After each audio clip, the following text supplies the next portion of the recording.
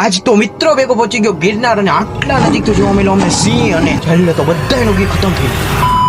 તો શું કેક કરી જાવ ઠેલા બીલા પેક કરીને આપણે નીકળી ગયા છીએ રેલવે સ્ટેશન બાજુ અને રેલવે સ્ટેશનમાં ટિકિટ લઈને બેસી ગયા છીએ ટ્રેનમાં અને તમારા ભાઈ કરાવ્યું હતું પ્રીમિયમ રિઝર્વેશન અને આ ભૂરે તો અપર બર્થ નું સ્પેશિયલ સીટ બુક કરી લાગે અને હવે થોડી વાર ગેમ બેમ રમીને ત્યાં તો આવી ગયું જુનાગઢ જંકશન. પછી જંકશને ઉતરીને કર્યો થોડોક નાસ્તો.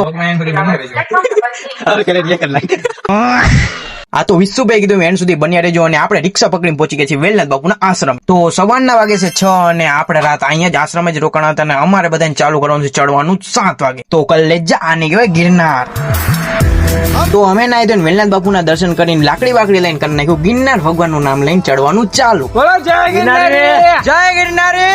તો ચડવાનું ચાલુ કરી દીધું છે અને ચડતા વેત દેખાઈ ગયો બીજો વાંદરું. પેલું તો નીચે દેખાણું હતું ને અને ત્રણેયનો પહેલી વાર અખતરો છે. 10,000 પગથિયા ચડવાના છે અને ઉતરવાના છે અને સરસ તો અમારા અજ્જુભાઈ તો બોનવીન આવીને ફૂલ ફોર્મમાં જ છે. 1000 પગથિયામાં અમારો શર્ટ જોઈને તમે અમારી હાલત જોઈ શકો છો.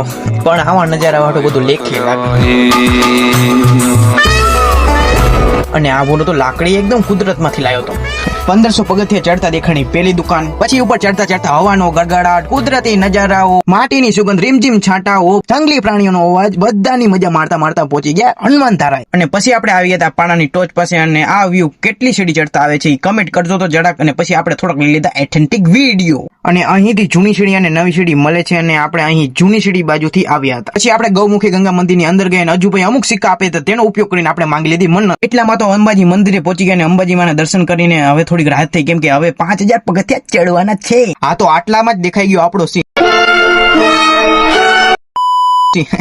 આ તો આજ હતું. નહીતર તમારો ભાઈ આટલું નજીક થોડીક હોય બીક તો બધાને લાગે માર કલેજા.